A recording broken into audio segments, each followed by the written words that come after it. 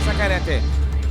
केजरीवाल आज बड़ा खुलासा करेंगे, बड़ी जानकारी आपको दे रहे हैं। कल सुनीता केजरीवाल ने प्रेस कॉन्फ्रेंस में दावा किया था शराब घोटाले को लेकर बड़ा खुलासा अरविंद केजरीवाल कोर्ट में करेंगे, सबूत के साथ खुलासा होगा। लेकिन सवाल यही कि आखिर कौन सा बड़ा खुलासा आज वो करने वाले? अगर दावे थे तो पहले क्यों नहीं पेश किए गए? जतिन हमारे साथ जुड़े। जतिन, क्या लग रहा है कौन सा खुलासा होगा? अगर शराब घोटाले के पैसे के बारे में जानकारी थी तो सत्येंद्र जैन अंदर क्यों है, मनीष सिसोदिया अंदर क्यों है, पहले क्यों नहीं बताया? आज बिल्कुल देखिए, कल सुनीता केजरीवाल ने एक प्रेस कॉन्फ्रेंस की, या यूं कह लीजिए कि अरविंद केजरीवाल का जो संदेश है वो साझा किया। उसमें ये बिल्कुल बोल दिया गया कि बड़ा खुलासा करेंगे और ये बड़ा खुलासा कोर्ट में होगा। किस कोर्ट में होगा? जब राउज एवेन्यू कोर्ट में पेश किया जाएगा उस दौरान बड़ा खुलासा होगा। दीपेश भी हमारे साथ है। दीपेश, क्या लगता है क्या बड़ा खुलासा होने वाला है? अरविंद केजरीवाल जेल में है, मनीष सिसोदिया जेल में है, सत्येंद्र जैन जेल में है, क्या लगता है क्या होने वाला है? देखिए जतिन, सबसे बड़ा सवाल तो यही खड़ा होता है कि आखिर इस बड़े खुलासे के लिए इतना इंतजार क्यों करना पड़ा? अगर अरविंद केजरीवाल के पास कोई दस्तावेज थे, कोई सबूत थे, इस शराब घोटाले को लेकर कोई बड़ी जानकारी थी, तो फिर उसे साझा करना चाहिए था, ईडी के साथ साझा करना चाहिए था, पहले इसकी इंफॉर्मेशन देनी चाहिए थी।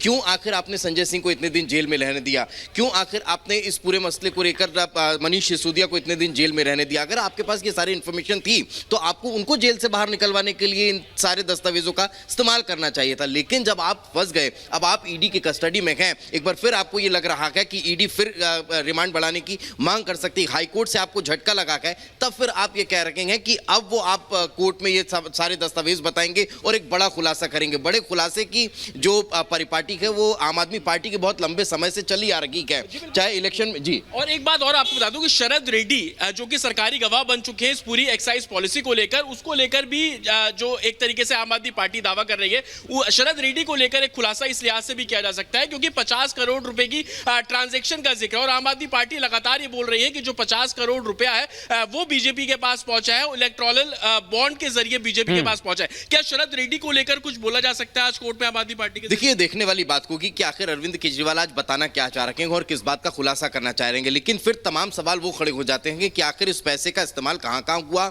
और कैसे ये पूरा मनी ट्रेल नजर आया है। पैसे की रिकवरी का जिक्र लगातार ईडी ने पिछली बार भी किया था कि हम पैसे की रिकवरी को लेकर भी कन्फर्म कराने की कोशिश करेंगे कि आखिर ये पैसा कहां है। तो क्या उसको लेकर भी कोई बड़ी बात ईडी के सामने या फिर कोर्ट के सामने आज अरविंद केजरीवाल बताते हैं? ये देखने वाली बात होगी। एक और बड़ी बात है कि आज गोवा के भी कुछ आम आदमी पार्टी के जो नेता है उनको ईडी दफ्तर बुलाया गया है। मेरे पीछे आपको मैं तस्वीर दिखा दूं, दिल्ली पुलिस यहां पर है। ईडी दफ्तर में गोवा के जो नेता है वो यहां पर पहुंचेंगे और उसके बाद उनके भी स्टेटमेंट रिकॉर्ड किए जाएंगे। कोर्ट में जिस तरीके से ईडी ने बोला कि तकरीबन 45 करोड़ रुपए का जो मनी ट्रेल है वो कहीं ना कहीं सामने आया जांच में, और उसी मनी ट्रेल को खंगालने के लिए कि किस जरिए से पैसा पहुंचा ये भी जांच में सामने आया कि मुंबई के जरिए पैसा पहुंचा।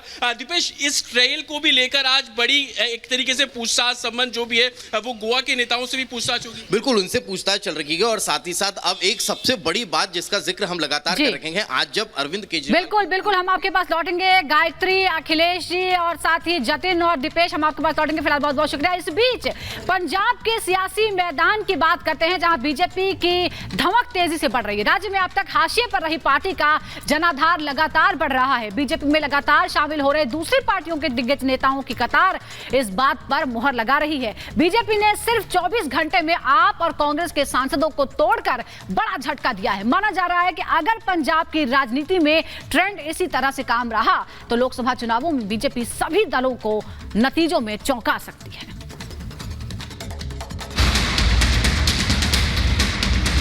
पंजाब में तेजी से बढ़ी बीजेपी की धमक, पहले कांग्रेस को दिया झटका, फिर आपके किले में लगाई सेंध। लोकसभा चुनाव का आगाज होने के साथ ही पंजाब में शुरू हुए सियासी उठापटक का दौर जारी है। सिर्फ 24 घंटे में राज्य की दो प्रमुख पार्टियों के सांसदों ने बीजेपी का दामन थाम लिया। पहले मंगलवार को लगातार 3 बार से लोकसभा सांसद और खानदानी कांग्रेस नेता रवनीत सिंह बिट्टू बीजेपी में शामिल हो गए, तो वहीं बुधवार को आम आदमी पार्टी के इकलौते लोकसभा सांसद सुशील कुमार रिंकू ने राजनीतिक पंडितों को चौंकाते हुए बीजेपी का दामन थाम लिया। रिंकू के साथ ही जालंधर पूर्व सीट से आपके विधायक शीतल अंगूरल भी बीजेपी में शामिल हो गए। मतलब एक साथ आपको डबल झटका लग गया। ये हालात तब है कि रवनीत सिंह बिट्टू और सुशील कुमार रिंकू का उनकी पार्टियों से उनकी मनचाही सीटों पर टिकट फाइनल था। क्योंकि सरकार 10 साल रही, आगे भी लोगों ने फैसला जो किया है वो सरकार मोदी जी की बननी है। तो हम क्यों पीछे रहें? हमारी पंजाब क्यों पीछे रहे? किसी तरह का कोई डर नहीं है, कोई भय नहीं है। डर तो उन लोगों को होगा जिन लोगों ने कोई घपले किए हैं, घोटाले किए हैं, जिनके ऊपर कोई जो सरकारी अदारे हैं, डिपार्टमेंट हैं, उनका पीछा कर रहे हैं। उन लोगों को डर होगा। मुझे किसी तरह का ये जो ऑफर की बात है, क्योंकि अभी हम आज शामिल हुए हैं। आम आदमी पार्टी ने जो पंजाब के लोगों को झूठ बोला है कि कभी मिशन लोटस, कभी लोगों को गुमराह करते हैं, उन सभी पर सच बोलने का जो समय आ गया, मैं बहुत जल्दी प्रेस के माध्यम से मिशन लोटस के ऊपर जल्दी सारे प्रूफ लेके आऊंगा। आपको बता दें कि पंजाब में आप 2/3 बहुमत के साथ राज्य सरकार चला रही है, जबकि कांग्रेस मुख्य विपक्षी दल है। फिर भी इन दोनों दलों के नेताओं का राज्य के चौथे नंबर की पार्टी माने जाने वाली बीजेपी में शामिल होने से नए सियासी समीकरण बन रहे हैं। सबसे पहले आपको पंजाब के सियासी हालात समझाते हैं। पंजाब में सभी बड़े दल अकेले चुनाव लड़ रहे हैं। आप कांग्रेस में गठबंधन नहीं हो पाया, जबकि अकाली दल बीजेपी भी अलग अलग चुनाव लड़ रहे हैं। राज्य में परिवारवाद और भ्रष्टाचार अहम मुद्दे रहे। आपने इन्हीं मुद्दों के आधार पर सरकार बनाई थी, लेकिन अब आप पर भी यही आरोप लगने शुरू हो गए हैं, जिसके बाद बीजेपी का ग्राफ लगातार बढ़ रहा है। करीब 2.5 साल पहले तक जो कांग्रेस पंजाब की सबसे बड़ी पार्टी थी, लेकिन उसके तमाम दिग्गज नेता बीजेपी में शामिल हो चुके हैं। अब इस कतार में आम आदमी पार्टी के नेता भी शामिल हो चुके हैं। सांसद सुशील रिंकू और विधायक शीतल अंगूरल का बीजेपी में शामिल होना इसी ट्रेंड को दिखाता है। हालांकि आपके नेता इसे लेकर बीजेपी पर ही अलग अलग तरह के आरोप लगा रहे हैं। जितनी भी अपोजिशन पार्टियां हैं, उनमें डिफेक्शन करवा रहे हैं, उनको तोड़ फोड़ कर रहे हैं, उनके एमपीज को खरीद के हैं, उनके एमएलए को परचेज करने का काम कर रहे हैं। कहीं ईडी जा रही है, कहीं सीबीआई जा रही है। जब कोड ऑफ कंडक्ट लग गया, उसी वक्त अपोजिशन की पार्टियों को तोड़ने का काम भारतीय जनता पार्टी कर रही है। मैं एक बात से तो जरूर सहमत हूँ भगवंत मान जी की भी, केजरीवाल साहब को पता जरूर है पैसा कहाँ से निकाला जाता है और कैसे निकाला जाता है। पर अब वो कहते हैं ना, आज आया ऊँट पहाड़ तले। वो 40,000 करोड़ रुपया, उसमें से आज भी 30,000 करोड़ रुपया पंजाब का तो निकल रहा है साहब, पर पंजाब के खजाने में, पंजाब के लोगों के पास नहीं पहुंच रहा, ना ही जलंधर पहुंचा। पंजाब में लोकसभा की 13 सीटें हैं। सत्ताधारी आप ने अब तक 8 सीटों पर प्रत्याशी उतार दिए हैं, जिनमें सुशील रिंकू का नाम भी शामिल था। दूसरी तरफ बिट्टू का भी टिकट कांग्रेस से फाइनल था।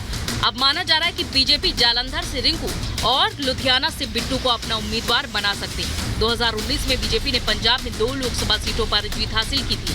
बीजेपी अपने 370 सीटों के लक्ष्य के लिए पंजाब को बेहद अहम मान रही है, जिसे हासिल करने के लिए पंजाब में बड़े और दिग्गज नेताओं को शामिल कर हर सीट को जीतने की रणनीति पर काम कर रही है। Bureau report, Republic Bharat.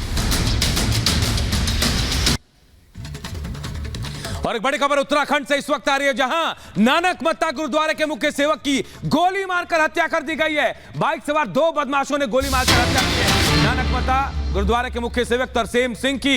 ये उत्तराखंड के उधम सिंह नगर का मामला, जहां पर नानक मत्ता गुरुद्वारे के मुख्य सेवक की हत्या की खबर आ रही है। बताया जा रहा है कि बाइक पर 2 बदमाश आए और गोली मार दी। बाबा तरसेम सिंह की गोली मारकर हत्या कर दी गई है। तस्वीरें भी हम आपको दिखा रहे हैं। उत्तराखंड के उधम सिंह नगर का यह पूरा मामला, जहां तरसेम सिंह, जी हां, बाबा तरसेम सिंह जो नानक मत्ता गुरुद्वारे के मुख्य सेवक थे, उनकी गोली मारकर हत्या कर दी गई है। बताया जा रहा है कि 2 बदमाश बाइक पर सवार होकर आए और गोली मारकर वहां से फरार हो गए हैं। बाबा तरसेम सिंह की हत्या हो गई है, उनकी मौत हो गई है। बड़ी खबर आपको बता रहे हैं।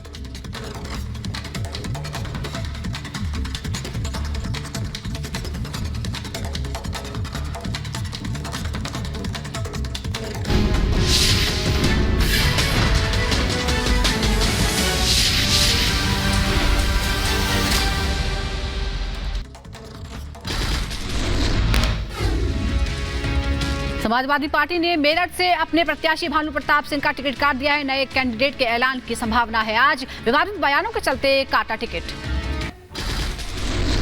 तमिलनाडु के चेन्नई में डीएम के नेता थमी झाची के चुनाव अभियान की शुरुआत। चेन्नई के टी नगर से अपना चुनाव अभियान शुरू किया।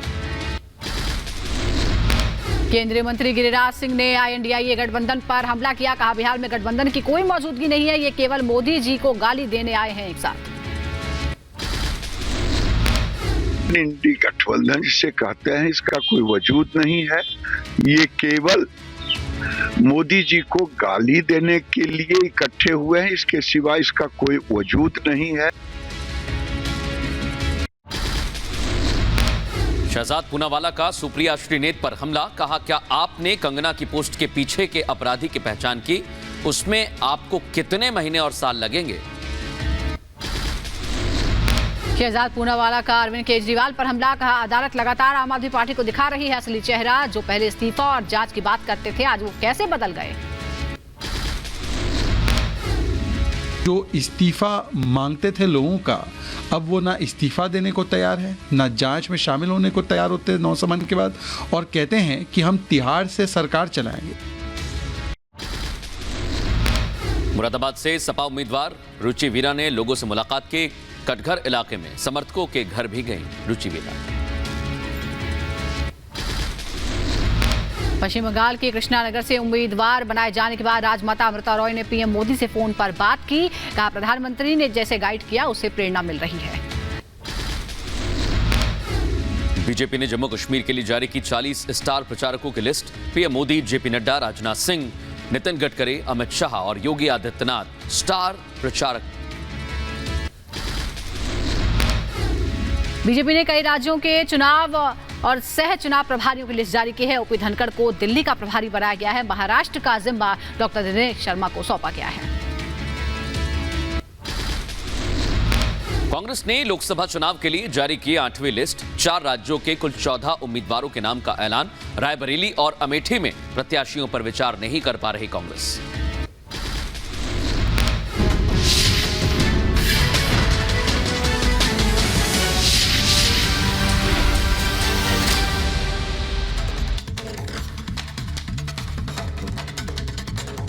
तो देखिए, उत्तर प्रदेश में लगातार प्रत्याशियों का ऐलान हो रहा है, लेकिन ऐसे में अखिलेश यादव पर बड़ा सवाल कि बार बार वो प्रत्याशी के नाम का ऐलान तो करते हैं, लेकिन उसके बाद उनका टिकट भी काट देते हैं। ऐसे में सबसे बड़ा हिंट अखिलेश दे रहे हैं कि हमने आपको टिकट तो दिया, लेकिन उसके बाद कभी भी आपका टिकट कट सकता है।